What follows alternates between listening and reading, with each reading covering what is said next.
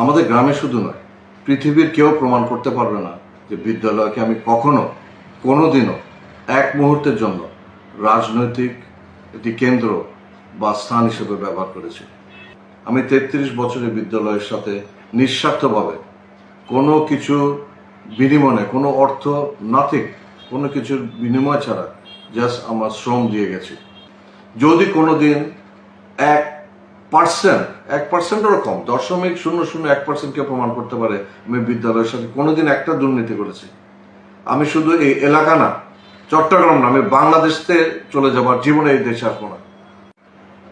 বিসমিল্লাহির রহমানির রহিম। ইয়াকা নাবুদু ওয়া ইয়াকা নাস্তাইন। আমার গ্রামের বাড়ি নাথমুরা, বাঁশখালী এবং পুকুরিয়ার সম্মানিত এলাকাবাসী, আসসালামু আলাইকুম ওয়া রাহমাতুল্লাহি ওয়া বারাকাতুহু। গতকাল আপনারা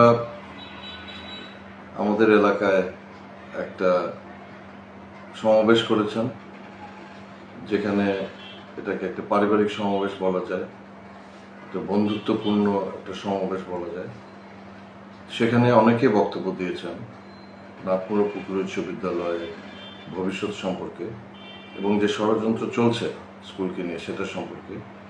সাথে আপনারা এও বলেছেন, অনেকের কাছ থেকে আমি ভিডিও পেয়ে দেখেছি এবং শুনেছি যে আমার মরহুম পিতা মাহবুব আল মানোয়ার সাহেব, যিনি 1957 সালে নাথমুরা পুকুরিয়া উচ্চ বিদ্যালয় প্রতিষ্ঠা করেন, ওনার যে কন্ট্রিবিউশন এই এলাকায়, তার জন্য আপনার কৃতজ্ঞতা প্রকাশ করেছেন। সেজন্য আপনাদের সবাইকে আমার নিজের এবং পরিবারের তরফ থেকে আন্তরিক ধন্যবাদ এবং কৃতজ্ঞতা।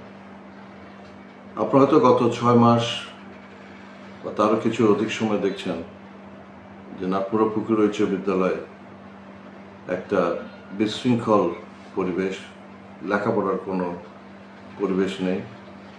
ওখানে একটা আন্দোলন চলেছে।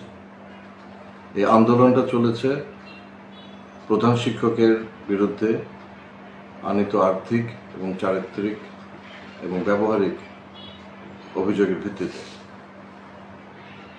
যে কোনো অভিযোগ তদন্ত সাপেক্ষে প্রমাণ হলেই তাহলে শাস্তি পেতে হবে।